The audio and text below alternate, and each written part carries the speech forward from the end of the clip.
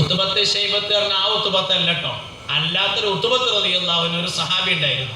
ആ സഹാബിയുടെ ഒരു പ്രത്യേകത എന്താ വെച്ചാൽ, മഹാനവർകൾ ഏതെങ്കിലും ഒരു സദസ്സിലേക്ക് വന്നാൽ അദ്ദേഹം വന്ന് പോയതിന് ശേഷം അവിടെ ഒരു സുഗന്ധം പരക്കും. മൂപ്പര് വന്നാൽ ഏത് സദസ്സിൽ വന്നാലും മൂപ്പര് വന്നാൽ നീച്ചു പോയാൽ അവിടെ ഉണ്ടാവും ഒരു നല്ല പരിമളം.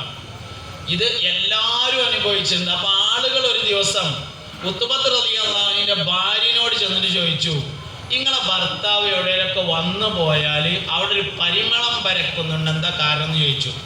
ഭാര്യ പറഞ്ഞു, അത് പലപ്പോഴും ഞാൻ തന്നെ അനുഭവിച്ചിട്ട് ഞാൻ മൂപ്പരോട് ചോദിച്ചു. പലപ്പോഴും എനിക്ക് തന്നെ അനുഭവം ഉണ്ടായിട്ടുണ്ട്. എന്നിട്ട് ഞാൻ മഹാനവറുകളോട് ചോദിച്ചു. അതിൽ അദ്ദേഹം അതിന് മറുപടി പറഞ്ഞു, ഞാൻ ചെറിയ കുട്ടിയായിരിക്കുമ്പോൾ ഒരിക്കലും എന്നെ തേനീച്ച കടിച്ചു, കാലുമ്മേ തേനീച്ച കടിച്ചു. അങ്ങനെ ഞാൻ വേദനയായിട്ട് ഇങ്ങനെ വലിയ വിഷമത്തിൽ നിൽക്കുമ്പോൾ, വേദനയായിട്ട് ഇങ്ങനെ പൊടയുമ്പോൾ എൻ്റെ വാപ്പ ഒരു ചെറിയ ആശ്വാസത്തിന് വേണ്ടി എന്നെ നബി തങ്ങളുടെ അടുക്കിലേക്ക് കൊണ്ടുപോയി സല്ലല്ലാഹു അലൈഹി വസല്ലം. അന്ന് എന്നെ ആ തേനീച്ച കടിച്ച സ്ഥലത്ത് നബി തങ്ങൾ ഒന്നിങ്ങനെ ഉയിഞ്ഞു വന്നിരുന്നു. അതിൻ്റെ ശേഷം ഞാൻ പോണോടത്തൊക്കെ സുഗന്ധം ഉണ്ടാകലുണ്ട് എന്ന് പറഞ്ഞു എന്നാണ് സയ്യിദുനാ ഉത്ബത്ത് റളിയല്ലാഹു അൻഹു. സഹാബത്തിനെ പഠിച്ചാൽ നബിനെ മനസ്സിലാവുന്നതാണ്. റളിയല്ലാഹു അൻഹും വറളൂ അൻ, അള്ളാഹു അവരെ തൊട്ടും അവർ അള്ളാഹുവിനെ തൊട്ടും തൃപ്തിപ്പെട്ടിരിക്കുന്നു എന്നാണ്. അപ്പോൾ ഞാൻ പറഞ്ഞു വരുന്നത്, ഉമർ ഇബ്നുൽ ഖത്താബ് റളിയല്ലാഹു അൻഹുവിന്റെ സംഭവം, മഹാനവർകൾ അതുപോലെ സിദ്ദീഖ് റളിയല്ലാഹു അൻഹുവിനെ ഇന്ന മയ്യത്ത് കൊണ്ടുവച്ചിട്ട് ചോദിക്കാൻ പറയാൻ തോന്നിയ ധൈര്യം, ആ ധൈര്യത്തിനാണ് ഇഷ്ക് എന്ന് പറയാ. അങ്ങനെ ചോദിച്ചു സഹാബത്തെ. സിദ്ദീഖ് റളിയല്ലാഹു അൻഹുവിനെ കഫൻ ചെയ്ത് നിസ്കരിച്ചതിന് ശേഷം നബി തങ്ങളുടെ റൗദന്റെ അടുത്ത് എത്തിയിട്ട് ചോദിച്ചപ്പോൾ ഖബറിന്റെ ഉള്ളിൽ നിന്നൊരു ശബ്ദം കേട്ടു, ഉദ്ഖുലുൽ ഹബീബ ഇലൽ ഹബീബ്, ഇഷ്ടക്കാരനിലേക്ക് പ്രവേശിച്ചു കൊള്ളുക. ഉദ്ഖുലുൽ ഹബീബ ഇലൽ ഹബീബ്. അതിനുശേഷമാണ് സിദ്ദീഖുൽ അക്ബർ റളിയല്ലാഹു അൻഹു നബി തങ്ങളുടെ അടുക്കൽ മറവ് ചെയ്യുന്നത്.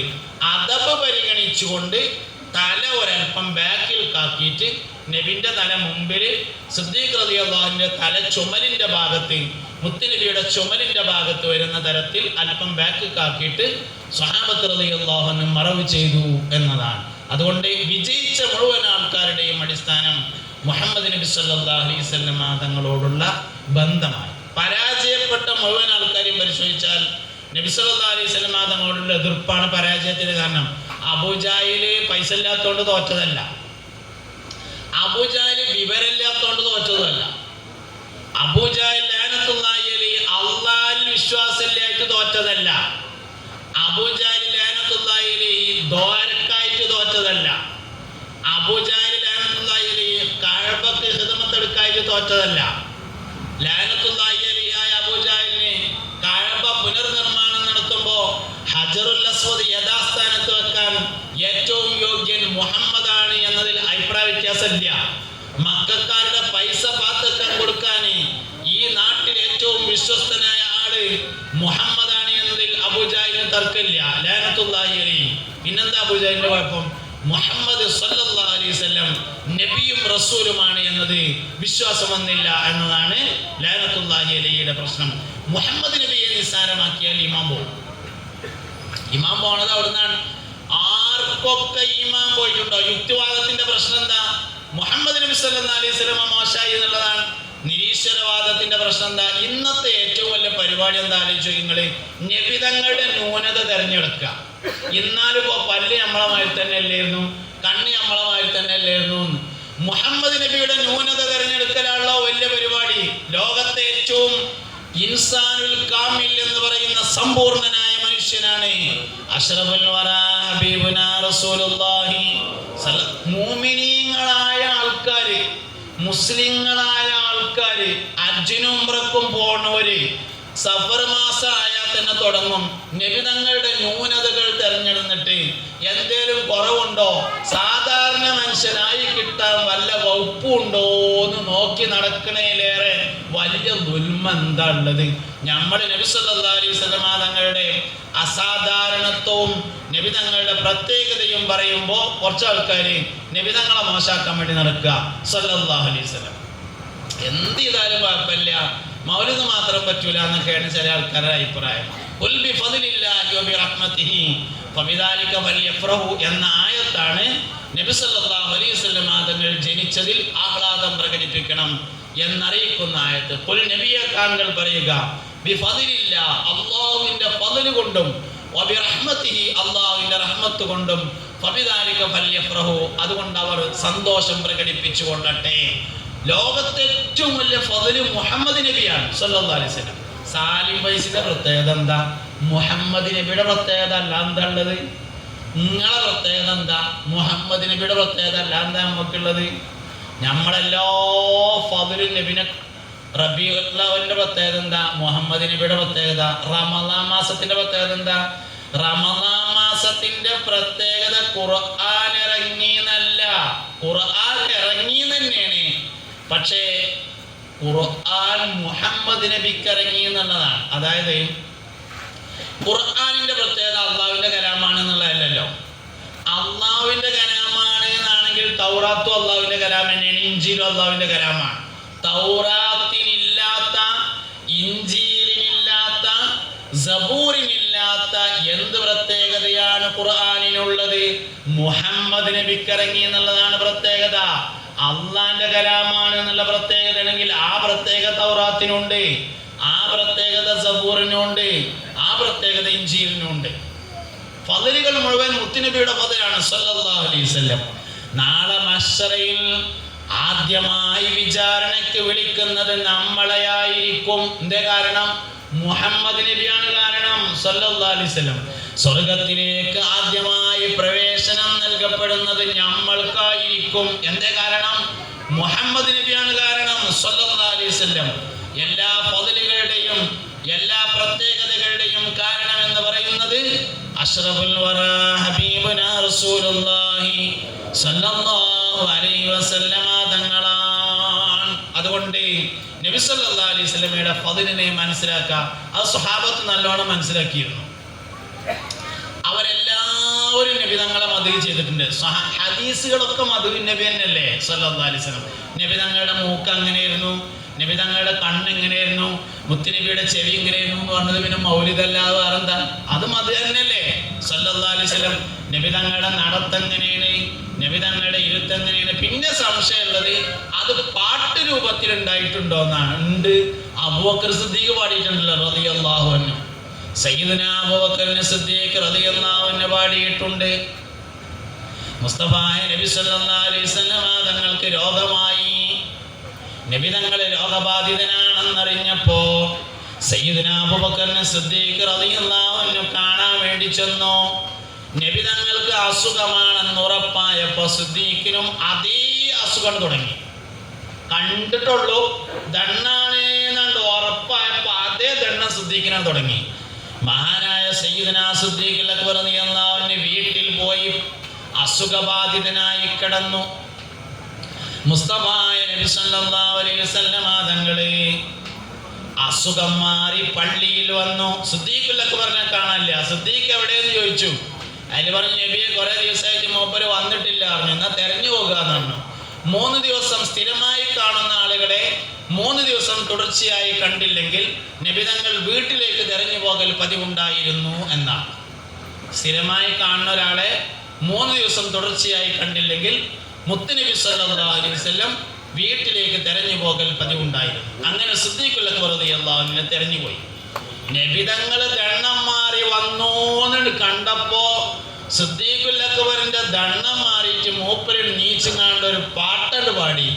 മരിനൽ ഹബീബു ഫഉത്തുഹു ഫമരിദതു മിൻ നസഫി അലൈഹി ഫശഫൽ ഹബീബു ഫസാറനി ഫശഫൈതു മിൻ നദരി ഇലൈഹി. എൻ്റെ ഹബീബിന് ദണ്ണമായി. എൻ്റെ ഹബീബായ സ്വല്ലല്ലാഹു അലൈഹി വസല്ലം തങ്ങൾക്ക് അസുഖമായി. നബി തങ്ങളെ കണ്ടപ്പോൾ എനിക്കും അസുഖമായി. അങ്ങനെ എൻ്റെ ഹബീബിൻ്റെ ദണ്ണം മാറി. എൻ്റെ ഹബീബിൻ്റെ ദണ്ണം മാറിയതിനാൽ എൻ്റെയും ദണ്ണം മാറി. മദീനത്തെ പള്ളിയിൽ ഹസ്സാൻ ഇബ്നു സാബിത്ത് റളിയല്ലാഹു അൻഹു മദ്ഹുൻ നബി പാടാനായി ഒരു പ്രത്യേക പ്രസംഗപീഠമുണ്ടായിരുന്നു എന്ന ഹദീസ് ഇമാം ബുഖാരി റളിയല്ലാഹു അൻഹു തന്റെ സ്വഹീഹിൽ ഉദ്ധരിച്ചിട്ടുണ്ട്. അപ്പോ ഗദ്യരൂപത്തിലുണ്ടായിട്ടുണ്ട്, പദ്യരൂപത്തിലുണ്ടായിട്ടുണ്ട്. പിന്നെ ഇപ്പൊ എവിടെ പ്രശ്നം ഉള്ളതെന്ന് ചോദിച്ചു കഴിഞ്ഞാല് താഴോസ്താദിന്റെ ഒരു ബൈത്താണ് പ്രശ്നം. എന്താ പ്രശ്നം? മൗലിദ് കഴിക്കൽ മുൻപ് പതിവില്ലാത്തതാ, അത് ഹിജ്റ 300 ശേഷം വന്നതാ. താഴ്വ പാടിയിട്ടുണ്ട്, അതുകൊണ്ട് മൗലിദ് പറ്റൂല എന്നാണ്. താഴ്വ വേറെ കുറെ പാടിയിട്ടുണ്ട്, അതൊന്നും കുഴപ്പമില്ല കേട്ടോ. അങ്ങനെയാണ്. താഴ്വസ്താദ് വേറെ കുറെ കാര്യങ്ങൾ പാടിയിട്ടുണ്ട്, അതൊക്കെ പോക്കാണ്. ഈ ഒരു വരി മാത്രം സൂപ്പർ. ഏത്? മൗലിദ് നമ്മളെല്ലാ കൊല്ലവും റബീഉൽ അവ്വലായ കേൾക്കുന്ന ഒരു പാട്ടാണ്. മൗലിദ് കഴിക്കൽ മുമ്പ് പതിവില്ലാത്തതാ, അത് ഹിജ്റ 300 ശേഷം വന്നതാ. എന്താ സംഭവം? സലാഹുദ്ദീൻ അയ്യൂബി കുരിശുകാർക്കെതിരെ യുദ്ധം ചെയ്ത കുരിശ് യുദ്ധത്തിൽ വിജയിച്ച സുൽത്താൻ സലാഹുദ്ദീൻ അയ്യൂബി ഖുദ്സിന്റെ ഭരണത്തെ ഏറ്റെടുത്ത് ബൈത്തുൽ മുഖദ്ദസിന്റെ നവീകരണ പ്രവർത്തനങ്ങൾക്കൊക്കെ നേതൃത്വം നൽകിയ ആളാണ് സുൽത്താൻ സലാഹുദ്ദീൻ അയ്യൂബി. സലാഹുദ്ദീൻ അയ്യൂബിയുടെ ഭരണകാലത്ത് അദ്ദേഹത്തിന്റെ പെങ്ങളുടെ ഭർത്താവിന് ഇറാഖിൽ ഒരു ചെറിയ നാട്ടുരാജ്യം ഇർബൽ എന്ന് പേരായ ഒരു പ്രദേശം ഉണ്ടായിരുന്നു. ആ നാട്ടിലെ രാജാവാണ് അദ്ദേഹം. ഇറാഖിലെ ഇർബൽ എന്ന് പേരായ പ്രദേശത്ത് മലിക്കുൽ മുളഫർ എന്ന് പേരായ മുളഫർ രാജാവ് എന്നൊരു രാജാവ് ഉണ്ടായിരുന്നു. മുളഫർ രാജാവിന്റെ ഖബറ് ഇറാഖിലെ ഇർബലിൽ ഇപ്പോഴുണ്ട്. 7000 വർഷത്തോളം പഴക്കമുള്ള ഒരു കോട്ടയുടെ ഉള്ളിലാണ് ഖബറുള്ളത്. ധാരാളം ആളുകൾ എല്ലാ ദിവസവും സിയാറത്ത് ചെയ്യുന്ന വലിയൊരു സാലിഹായ മനുഷ്യനാണ് മലിക്കുൽ മുളഫർ എന്ന് പേരായ മുളഫർ രാജാവ്. അദ്ദേഹം ഒരു മൗലിദ് കിതാബ് ഉണ്ടാക്കാൻ വേണ്ടി ഒരു പണ്ഡിതനോട് പറഞ്ഞു, ഒരു മൗലിദ് കിതാബ് ഉണ്ടാക്കാൻ. അതിനു മുമ്പ് മൗലിദ് ഓതലുണ്ട്, കിതാബില്ല. മൗലിദ് കിതാബ് നബിന്റെ കാലത്ത് ഉണ്ടായിരുന്നോന്ന് ചോദിക്കുന്ന ചില ആൾക്കാർ. മുസാഫ് തന്നെ ഇല്ലല്ലോ, എന്നിട്ട് മൗലിദ് കിതാബ് മുസാഫ് എന്നേ ഉണ്ടായി? മുസാഫ് ഇത്ര വ്യാപകമായത് സൗദിയിലെ ഖുർആൻ പ്രസ് വന്നതിന്റെ ശേഷം. സഹീൽ ബുഖാരിനെ അന്ന് പ്രിന്റ് ചെയ്തിട്ടില്ലല്ലോ. പിന്നെ ഇപ്പൊ മൗലിദ് കിതാബ് ഏതായാലും അത് ആള് ഷിപ്പാക്കണേ ചോദ്യം അതിന് പറയാൻ പറ്റുള്ളൂ. മൗലിദ് കിതാബ് എന്തായാലും നബിന്റെ കാലത്ത് ഉണ്ടാവില്ല എന്ന് ഉറപ്പല്ലേ. ഒന്നന്ന് പ്രിന്റിങ് തന്നെ ഇല്ല, കയ്യെഴുത്താണ് ഉള്ളത്. മുസാഫ് തന്നെ ഒന്നില്ല, പിന്നല്ലേ മൗലിദ് കിതാബ് ഉണ്ടാക്കുക.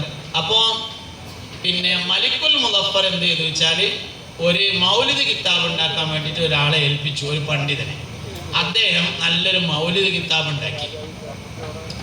അതിന് അക്കാലത്ത് ഇന്നത്തെ സംഖ്യയോട് തുലനം ചെയ്താൽ 600 കിലോ സ്വർണം സമ്മാനമായി കൊടുത്തു എന്നാണ്. ഇന്നത്തെ മുതലിനോട് താരതമ്യം അത്രയും ദിർഹംസുകൾ അല്ലെങ്കിൽ അത്രയും ദീനാറുകൾ അക്കാലത്ത് മലിക്കുൽ മുളഫർ കൊടുത്തു.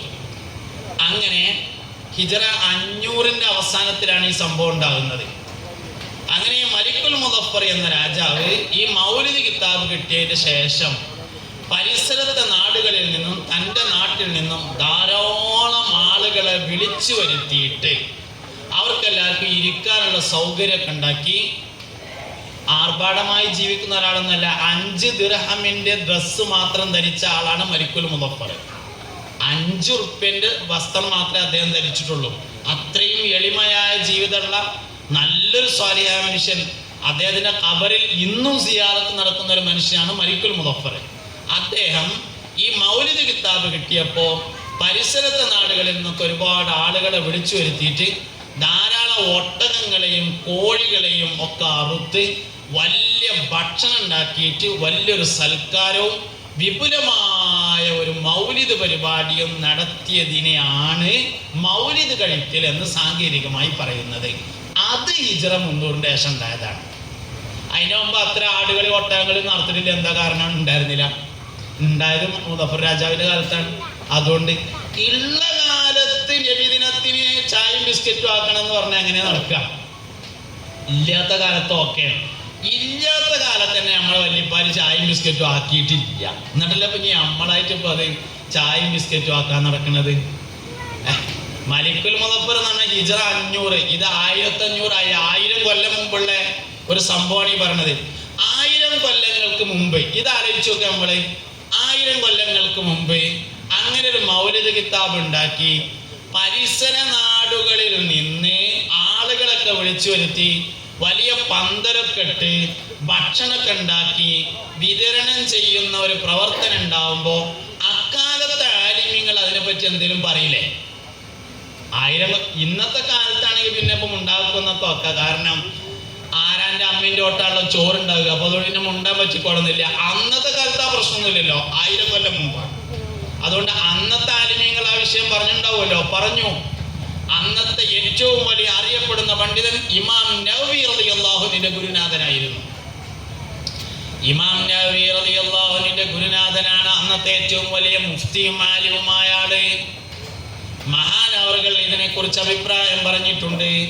മൗലിദ് കിതാബ് വട്ടത്തിലിരിക്കല്, ഭക്ഷണം ഉണ്ടാക്കല് എന്നത് ബിദ്അത്താണെങ്കിലും നല്ലതാണെന്ന് പറഞ്ഞു. ബിദ്അത്ത് എന്ന് പറഞ്ഞാല് നബിയുടെ കാലത്തില്ലാത്തത് സല്ലല്ലാഹു അലൈഹി വസല്ലം.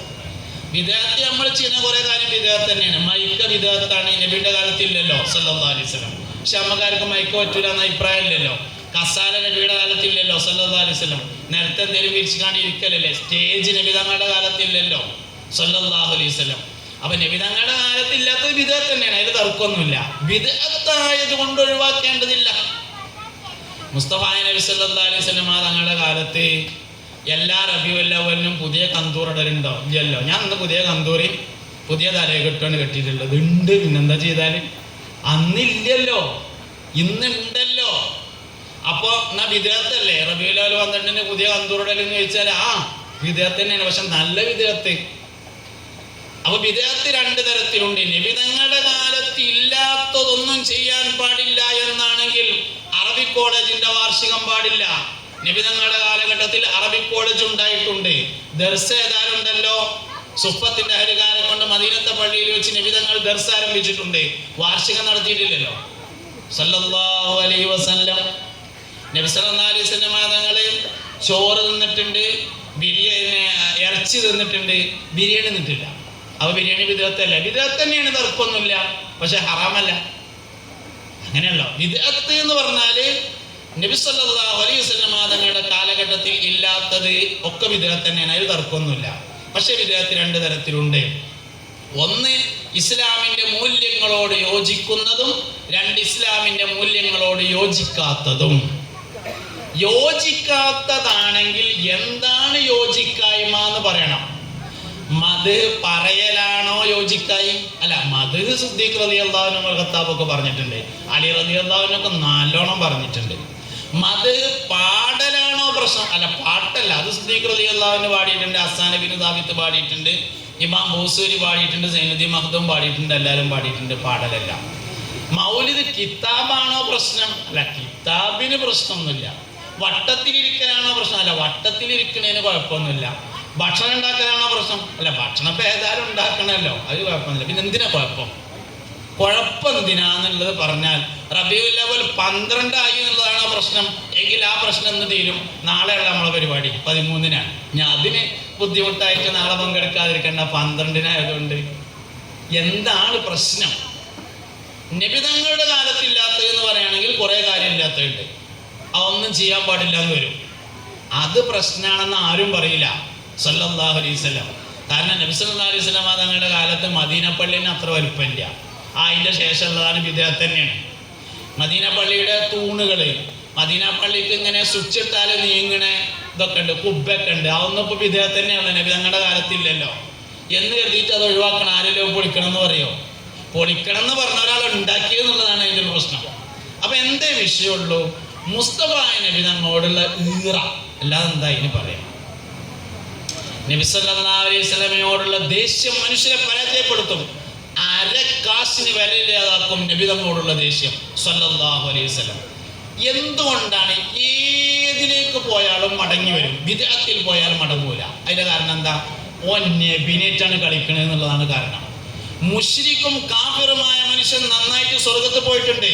അതേ സമയത്ത് നബി സല്ലല്ലാഹു അലൈഹി വസല്ലം തങ്ങളെ എതിർത്ത അബ്ദുല്ലാഹ് ഇബ്നു ഉബയ്യ് ഇബ്നു സുലൂൽ എന്ന് പറയുന്ന ആൾ മരണപ്പെട്ടിട്ട് നബി തങ്ങൾ ദ്വാരന്നപ്പോൾ ജിബ്രീൽ അലൈഹിസ്സലാം ഇറങ്ങി വന്നിട്ട് അയാൾക്ക് 70 തവണ പൊറുക്കണമെന്ന് നിങ്ങൾ പറഞ്ഞാലും ഞാൻ പുറത്തു കൊടുക്കുകയില്ല എന്ന സൂറത്തു തൗബയിൽ ആയത്ത് ഓതി കൊടുത്തിട്ടുണ്ട്. അള്ളാഹുവിനെ എതിർത്ത ആള് തൗബ തൗബ കെട്ടി നന്നായി സ്വർഗാവകാശിയായി മരിച്ചിട്ടുണ്ട്. അതേ സമയത്ത് അഷ്റഫുൽ ഖൽഖായ ഹബീബുനാ സ്വല്ലല്ലാഹു അലൈഹി വസല്ലമ തങ്ങളെ ആക്ഷേപിച്ച, നബി തങ്ങളെ ബുദ്ധിമുട്ടിച്ച അബ്ദുല്ലാഹി ഇബ്നു ഉബയ്യ് ഇബ്നു സുലൂൽ എന്ന ഒരാളുണ്ടായിരുന്നു മദീനയിൽ. അയാള് മരണപ്പെട്ടപ്പോ നബി തങ്ങൾ ഹാജരാവുകയും ദുആ ചെയ്യുകയും ചെയ്തിട്ട് പോലും അയാൾക്ക് തുറക്കണ്ട. നബിയെ, അയാൾക്ക് 70 തവണ നിങ്ങൾ ഇൻ തസ്തഗ്ഫിർ ലഹും 70 മറത്തൻ ലൻ യഗ്ഫിറല്ലാഹു ലഹും, നബിയെ അയാൾക്ക് പൊറുക്കണമെന്ന് നിങ്ങൾ 70 തവണ പറഞ്ഞാലും ഞാൻ അയാൾക്ക് പൊറുക്കൂല നബിയേ. ബഹുമാനപ്പെട്ട അബൂ ഉബൈദത്തു ആമിർ ഇബ്നുൽ ജറാഹ് റളിയല്ലാഹു അൻഹുവിന്റെ ഖബറുണ്ട് ജോർഡാനിലെ വളരെ പ്രസിദ്ധമായ ഒരു ഖബറാണ് അബൂ ഉബൈദ റളിയല്ലാഹു അൻഹുവിന്റെ ഖബർ. അബൂ ഉബൈദ റളിയല്ലാഹു അൻഹുവിനെ കുറിച്ച് ഒരിക്കൽ നബി തങ്ങൾ അബൂ ഉബൈദത്തു അമീനു ഹാദിഹിൽ ഉമ്മ എന്ന് പറഞ്ഞിട്ടുണ്ട്. അമീൻ എന്ന് പറഞ്ഞ വാക്കിനർത്ഥം വിശ്വസ്തൻ എന്നാണ് കേട്ടോ. അമീൻ എന്ന അറബിക്ക് പുതിയ അറബി ഭാഷ അനുസരിച്ച് സെക്രട്ടറി എന്നാണ് അർത്ഥം. അമീനുൽ ആം ജനറൽ സെക്രട്ടറി, അമീൻ ജോയിന്റ് സെക്രട്ടറി. അപ്പൊ അമീൻ എന്ന് പറഞ്ഞാൽ സെക്രട്ടറിയാണ്. പുതിയ ഭാഷ അനുസരിച്ച് അബൂ ഉബൈദത്തു അമീനു ഹാദിഹിൽ ഉമ്മ, അബൂ ഉബൈദ ഈ ഉമ്മത്തിന്റെ സെക്രട്ടറിയാണെന്ന് നബി സല്ലല്ലാഹു അലൈഹി വസല്ലം പറഞ്ഞു. എന്താ ഉണ്ടായി നിരങ്ങള്? യുദ്ധത്തിന് വേണ്ടി വന്നതാണ്. മുസ്ലിം പക്ഷത്ത് അബൂ ഉബൈദ റളിയല്ലാഹു അൻഹു ഉണ്ട്. ശത്രുപക്ഷത്ത് അബൂ ഉബൈദ റളിയല്ലാഹു അൻഹുവിന്റെ വാപ്പ ആമിർ ഇബ്നുൽ ജറാഹ് ഉണ്ടായിരുന്നു. ജറാഹ് അപ്പുറത്ത് നിൽക്കുന്നുണ്ട്, അബൂ ഉബൈദ ഇപ്പുറത്ത് നിൽക്കുന്നുണ്ട്. മോനെ കണ്ടപ്പോ വാപ്പാക്ക് ജറാഹിന് തോന്നി, അങ്ങനെയാണെങ്കിൽ ഇന്റെ യുദ്ധം ഓനേറ്റ് തന്നെ ആയിക്കോട്ടെ എന്ന് തോന്നി. ആ മൂപ്പരന് മുന്നിക്ക് വന്നിട്ട് പറഞ്ഞു, ആ തൂണിന്റെ മറവിലുള്ള ആ ചെക്കനെ ഇങ്ങനെ മുന്നിക്ക് ഇറക്കിയായിരുന്നു. മൂപ്പര് ഏശം ഒന്നിങ്ങനെ മാറി ഒന്ന് വാപ്പാനെ കണ്ടപ്പോഴേ അതില് ഇത് കേട്ടേക്കിന് അബൂ ഉബൈദ ഒന്നും കൂടി ലേശം കൂടി ബാക്കിൽ വന്നിപ്പോ വാപ്പാനായിട്ട് ഒരു മൽപ്പിടുത്തം വേണ്ട എന്ന് കരുതിയിട്ട് മാറിനെ കണ്ടപ്പോ മൂപ്പർക്ക് ഒന്നുകൂടി ഉഷാറ് കൂടി. അങ്ങനെയുള്ള ഉണ്ടാകുക, അങ്ങനെയുള്ള ഒന്നുകൂടി ഉഷാറായി. അപ്പൊ അങ്ങനെ പറഞ്ഞു, ഈ അബൂ ഉബൈദ റളിയല്ലാഹു അൻഹു വാപ്പാനോടും ഉമ്മാനോടും നല്ല ഇഷ്ടമാണ്. അന്റെ തന്താന്ന് പറഞ്ഞു, വാപ്പാനെ ആക്ഷേപിച്ചു. അപ്പൊ അബൂ ഉബൈദ റളിയല്ലാഹു അൻഹു വിചാരിച്ചു, സംഗതി ഇപ്പൊ പറയണത് എന്റെ വാപ്പാനാണെങ്കിലും ആള് മൂപ്പരനെയാണല്ലോ, പറഞ്ഞോട്ടെ കരുതി. മൂപ്പരങ്ങനെ പറയല്ലേ, പറയട്ടെ വിചാരിച്ചു. അതുകൊണ്ട് ഇറങ്ങണില്ല എന്ന് കണ്ടപ്പോ ഉമ്മാനെ ആക്ഷേപിച്ചു. ഇമ്മാനെ ചീത്തറിഞ്ഞാൽ സാധാരണഗതിയിൽ അബൂ ഉബൈദ ഇറങ്ങും, പക്ഷെ മൂപ്പര് ഇറങ്ങിയില്ല. സംഗതിന്റെ ഉമ്മാനെ പറഞ്ഞയച്ചാലും മൂപ്പര പെണ്ണുങ്ങളല്ലേ പറയട്ടെ തീരുമാനിച്ചു. നബി സല്ലല്ലാഹു അലൈഹി വസല്ലമയെ പറയാൻ വേണ്ടിയിട്ട് ഒരുങ്ങിയത് ഓർമ്മയുണ്ട്. പിന്നെ സ്വഹാബത്ത് ഒരു ചാട്ടം കണ്ടു എന്നാണ്. ആ ചാട്ടം കഴിഞ്ഞ് നോക്കുമ്പോ വഫിയദി അബീ ഉബൈദത്ത റഅസുൽ ജറാഹ്, അബൂ ഉബൈദയുടെ കയ്യിലുണ്ടായിരുന്നു ജറാഹ് എന്ന വാപ്പാന്റെ തല. അപ്പ പറഞ്ഞതാണ് അബൂ ഉബൈദത്തു അമീനു ഹാദിഹിൽ ഉമ്മ, അബൂ ഉബൈദ ഈ ഉമ്മത്തിന്റെ സെക്രട്ടറി ആകുന്നു. മുത്തുനബിയോടുള്ള സ്നേഹമാണ് ഈ ഉമ്മത്തിലെ മെമ്പർഷിപ്പിന്റെ യോഗ്യത.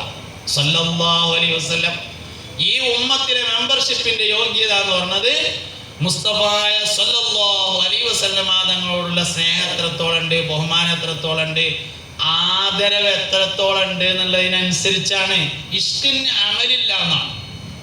ഇഷ്കുണ്ടായാലും മഹബത്തുണ്ടായാലും ഇന്നത് ചെയ്യാന്ന് പറഞ്ഞിട്ട് അതിനങ്ങനെ ഒരു പ്രത്യേകമായ അമലൊന്നുമില്ല എന്നാണ്. സ്വഹാബത്ത് റളിയല്ലാഹു അൻഹുവിനെ പരിശോധിച്ചാൽ അവർക്ക് ഇഷ്കുണ്ടായപ്പോൾ അവർ പല അമലും ചെയ്തിട്ടുണ്ട്, പലതും ചെയ്തിട്ടുണ്ട്. മഹാനായ സയ്യിദുനാ ഉസ്മാൻ ഇബ്നു അഫ്ഫാൻ റളിയല്ലാഹു അൻഹു മദീനയിൽ നിന്ന് പോകാതിരുന്നതാണെങ്കിൽ മഹാനായ സയ്യിദുനാ ബിലാലുൽ മുഅദ്ദിൻ റളിയല്ലാഹു അൻഹു ഇഷ്ക് കയറിയപ്പോൾ മദീനയിൽ നിൽക്കാതിരുന്നതാണ് എന്ന് കാരണം. ഞാനൊരു കാര്യം കൂടെ പറയാം, നിങ്ങൾ നല്ലോണം ശ്രദ്ധിക്കണേ. നമ്മളെല്ലാ അമല് പരിശോധിച്ചാലും അതിലൊക്കെ ഇഷ്കുണ്ടല്ല. ഞാൻ നേരത്തെ അങ്ങോട്ട് പറഞ്ഞല്ലോ, പിന്നെ ഷെയ്ഖ് റിഫായി റളിയല്ലാഹു അൻഹുവിന്റെ റിഫായി ഷെയ്ഖ് റളിയല്ലാഹു അൻഹു മുറ്റത്തെ മണ്ണെടുത്തപ്പോൾ മൂപ്പർക്ക് ഇതിൻ്റെ ഒരു തലക്കൻ നബി ഉണ്ടല്ലോ എന്നാണ് തോന്നിയത്. ശരിക്കും നമ്മൾക്ക് നിസ്കാരത്തിൽ ഖുശൂ കിട്ടാൻ ഞാൻ ഈ പറഞ്ഞ ഒറ്റ കാര്യം സുജൂദ് പോകുമ്പോൾ ഒന്ന് ഓർമ്മ വന്നത്, ഇതിൻ്റെ ഒരു തലക്കൻ നബി ഉണ്ട് എന്ന് സല്ലല്ലാഹു അലൈഹി വസല്ലം. സഹാബത്തെ നബി തങ്ങളെ ഒന്ന് തൊട്ടാളെ തൊട്ടിട്ട് മേത്ത് വെച്ചിരുന്നു. സവാദ് റളിയല്ലാഹു അൻഹുവിന്റെ താരീഖിൽ പറയുന്നുണ്ടല്ലോ, ബദർ യുദ്ധം കഴിഞ്ഞിട്ട് സവാദ് റളിയല്ലാഹു അൻഹു നബിനോട് നബി സല്ലല്ലാഹു അലൈഹി വസല്ലം തങ്ങൾ ഇങ്ങനെ ഇനി ആർക്കെങ്കിലും എന്നോട് എന്തെങ്കിലും പറയാനോ ചോദിക്കാനുണ്ടെങ്കിൽ ചോദിച്ചോളി എന്ന് പറഞ്ഞപ്പോൾ സവാദ് റളിയല്ലാഹു അൻഹു ചോദിക്കുകയാണ്, നബിയെ എനിക്ക് പറയാണ്ട് പറഞ്ഞു. എന്താ ചോദിച്ചു? യുദ്ധത്തിന് വരി എന്നപ്പോൾ വരി ശരിയാക്കാതുകൊണ്ട് നിങ്ങളുടെ കാലിനൊരു കുത്തുകുത്തിന്ന് നല്ല വേദന ഉണ്ട് പറഞ്ഞു. നിങ്ങൾക്ക് അറിയണതാണ്. അന്ന പകരം കുത്തിക്കോളി പറഞ്ഞു. അതിൽ പറഞ്ഞു കുത്തണമെങ്കിൽ ആദ്യം നിങ്ങൾ ആ കുത്തിയ വടി ഇട്ടണം എന്ന് പറഞ്ഞു. അങ്ങനെ പെരയെ പോയി വടി എടുത്തു കൊടുന്നു. അപ്പോൾ സവാദ് റളിയല്ലാഹു അൻഹു പറഞ്ഞു, ഇന്നങ്ങൾ കുത്തിയപ്പോൾ ഞാൻ കുപ്പായത്തിന്നില്ല, അതുകൊണ്ട് കുപ്പായം കഴിച്ചണം എന്ന് പറഞ്ഞു.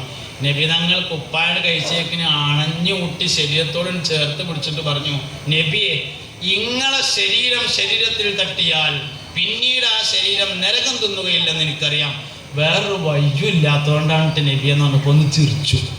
നിങ്ങൾ ആ ശരീരം എൻ്റെ മേത്തൊന്ന് ഒട്ടാന് വേറൊരു വയ്യുമില്ലാത്തതുകൊണ്ട് ഞാൻ ഇങ്ങനെ പറഞ്ഞങ്ങാണ്ട് ചെയ്തതാണ് എന്ന് പറഞ്ഞപ്പോൾ ഒന്ന് ചിരിച്ചപ്പോൾ എല്ലാവരും പിന്നെ സവാദിനെ അണഞ്ഞൂട്ടി പിടിക്കൽ തുടങ്ങിയെന്നാണ്.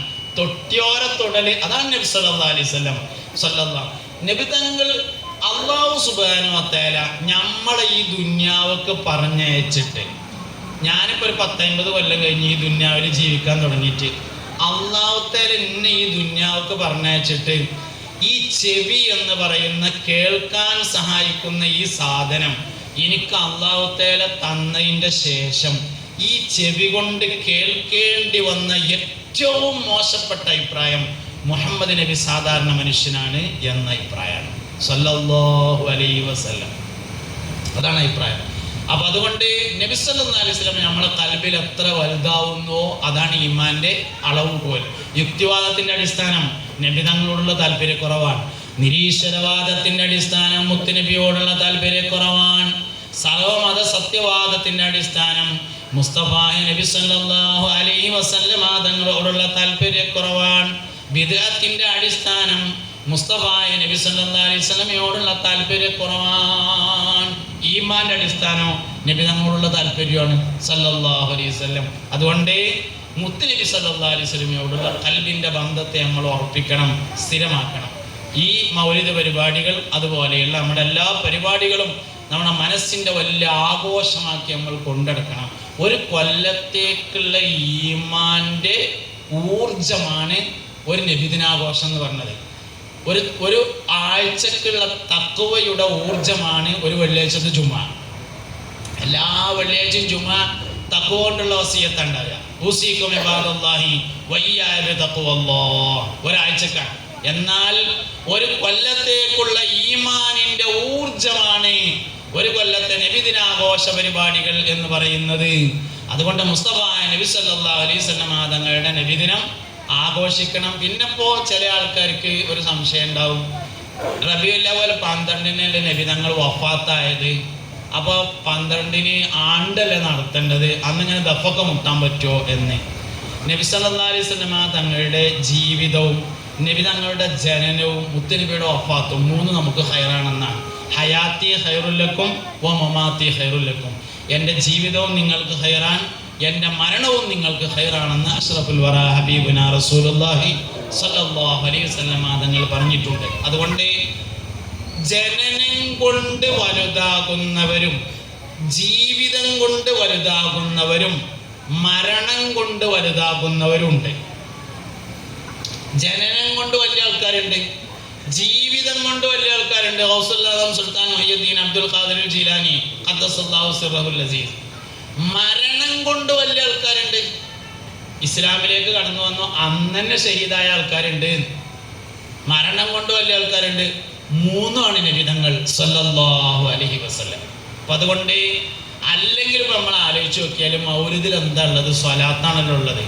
മധുഹൻ നബിയും സല്ലല്ലാഹു അലൈഹി വസല്ലമയും സ്വലാത്തും ആണല്ലോ ഇപ്പം അതിലുള്ളത്. പിന്നെ ഇപ്പോൾ മങ്കൂസ് മൗലിദ് ഓതാൻ പറ്റൂല. കാരണം മങ്കൂസ് മൗലിദ് സൈനുദ്ദീൻ മഖ്ദൂം ഉണ്ടാക്കിയതാണെന്ന് ഉറപ്പില്ല. അങ്ങനെയൊക്കെയാണ് ഈ കാരണങ്ങൾ. മങ്കൂസ് മൗലിദ് സൈനുദ്ദീൻ മഖ്ദൂം ഉണ്ടാക്കിയതെന്ന് ഉറപ്പ് തന്നെയാണ്. എന്നാൽ പിന്നെ മങ്കൂസ് മൗലിദ് എന്താ സൈനുദ്ദീൻ മഖ്ദൂമിൻ്റെ പേരില്ലാഞ്ഞതെന്നാണ് അടുത്ത ചോദ്യം. അതിന് കാരണം എന്താ വെച്ചാൽ പഴയ കാലത്ത് പല ഗ്രന്ഥങ്ങളും ഉണ്ടാക്കുന്ന ആൾക്കാർ ഓരോ പേരെഴുതലില്ല. ഓല് ഉണ്ടാക്കിയിട്ട് അത് ഓരോ ശിഷ്യന്മാർക്ക് പഠിപ്പിച്ചു കൊടുക്കും. എന്നിട്ട് ഓരോ ശിഷ്യന്മാർക്ക് പഠിപ്പിച്ചു കൊടുക്കുമ്പോൾ പറയും ഇതിൻ്റെ ഉസ്താദ് ഉണ്ടാക്കിയതാണ്. ഓരോ ശിഷ്യന്മാർക്ക് പഠിപ്പിച്ചു കൊടുക്കുമ്പോൾ പറയും ഇതിൻ്റെ ഉസ്താദിൻ്റെ ഉസ്താദ് ഉണ്ടാക്കിയതാണ്. നമ്മൾ ദർസിൽ ഓതുന്ന പല കിതാബുകൾക്കും അയിമ ഒറിജിനൽ പേരിൽ ഇപ്പൊ അതുക്കിയ സൈനുദ്ദീൻ മഖ്ദൂമിന്റെ കിതാബ് അല്ലാന്ന് ആരും പറയില്ലല്ലോ. അതുക്കിന്റെ പുതിയ പ്രിന്റിൽ സൈനുദ്ദീൻ മഖ്ദൂമിന്റെ പേര് ചേർത്തിട്ടുണ്ട്. പക്ഷെ പഴയ പ്രിന്റിലൊന്നും മഖ്ദൂം തങ്ങളുടെ പേരുണ്ടാവില്ല. കിതാബുൽ ഉമ്മി എന്ന ഷാഫി ഇമാമിന്റെ കിതാബും ഷാഫി ഇമാമിന്റെ പേര് ശിഷ്യന്മാരെ എഴുതിയതാണ്, മാനവറുകൾ എഴുതിയതല്ല. അപ്പൊ അവര് കിതാബ് ഉണ്ടാക്കുന്നല്ലാതെ ഓലെ പേര് നമ്മളാണ്. ഇപ്പൊ എന്തെങ്കിലും ബുക്ക് എഴുതിയാൽ ബുക്ക് പുറത്തിറങ്ങണതിന്റെ മുമ്പ് ചട്ട പബ്ലിഷ് ചെയ്യും, എന്നിട്ട് ഫേസ്ബുക്കിൽ ഇത് ഞാൻ ഉണ്ടാക്കിയാന്ന് കൊടുക്കുകയും ചെയ്യും. അന്ന് അങ്ങനെ ഇല്ല. ഓല് ശിഷ്യന്മാരായിട്ട് ഇതാരാ ഉണ്ടാക്കിയതെന്ന് വാമൊഴിയായി കൈമാറി വരലാണ്. അങ്ങനെ കൈമാറി വന്ന വിവരമനുസരിച്ച് മങ്കൂസ് മൗലൂദ് ഉണ്ടാക്കിയിട്ടുള്ളത് മഹാനായ സയ്യിദ്ന സൈനുദ്ദീൻ മഖ്ദൂം റളിയല്ലാഹു അൻഹു തന്നെയാണ്. മങ്കൂസ് മൗലൂദിന്റെ അവസാനത്തിലുള്ള ദുആ മഹാനായ സൈനുദ്ദീൻ മഖ്ദൂം റളിയല്ലാഹു അൻഹുവിന്റെ ഗുരുവര്യരായ ഇബ്നു ഹജർ അൽ ഹൈതമി റളിയല്ലാഹു അൻഹു എഴുതി കൊടുത്തതാണ് എന്ന് ഗുരുനാഥന്മാരാൽ കൈമാറി വരുന്ന ഉറപ്പായ ഇൽമു തന്നെയാകുന്നു. അപ്പൊ അയിമ പേരില്ല എന്ന് കരുതിയിട്ട് ഓതാൻ പറ്റൂല എന്നൊന്നും പറയണ്ട. അയിമ പേര് വേണ്ടതില്ല. ഇനി വേണം നിർബന്ധമുണ്ടെങ്കിൽ അടുത്ത പ്രിന്റിൽ ചേർത്താലും മതിയോ.